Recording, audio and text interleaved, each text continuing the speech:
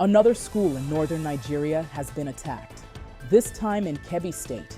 Several girls were taken by armed men in the early hours of Monday. And so far, the only hopeful update is that one of the abducted girls has managed to escape. But her escape, as important as it is, points to a much bigger story. School kidnappings in northern Nigeria are no longer shocking events. They've become part of a pattern the country still hasn't been able to break. Till today, more than a decade after Chibok girls' abduction, it is still a major conversation in the country now. So this is what gives global traction to terrorist activities.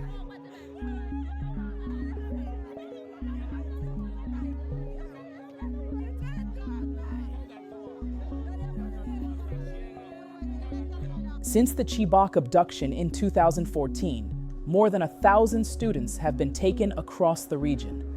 Different states, different nights, but almost always the same cycle. Gunmen move in quickly. They overpower local guards, disappear into forests or bushland, and families are left waiting for answers that rarely come.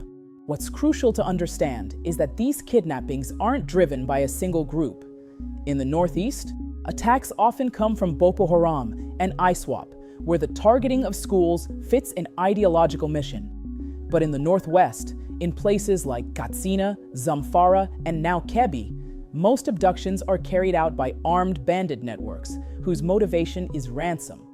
They operate in areas where state presence is thin, where terrain gives them cover, and where communities have learned not to expect immediate help. This new case in Kebbi follows that pattern closely. If, for instance, let's say people have been kidnapped in the market, it doesn't go far. If people have been kidnapped on the road, it doesn't go far. What gains traction is when strategic kidnapping like schools, children. I'm very sure tomorrow you will see UNICEF issuing statements, Save the Children issuing statements, international agencies issuing statements. It gives the traction that that feeds into the propaganda machinery of those terrorist groups. The escape didn't happen because authorities reached the captives. It happened because one girl found a moment of opportunity, something that repeats itself far more often than successful rescue missions. And the longer this continues, the more the lines blur between criminal groups and extremist factions. Some trade weapons, some share routes.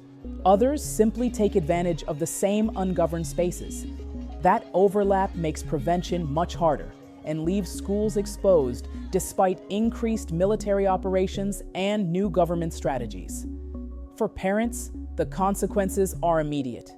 Many are quietly pulling their children out of school. Others send them far from home to places they hope are safer. So yes, one girl in Kebbi escaped, but the larger story is that she escaped a crisis that shows no sign of ending. And that's the uncomfortable truth at the center of this. In northern Nigeria today, going to school is becoming an act of courage, one that no child should have to make.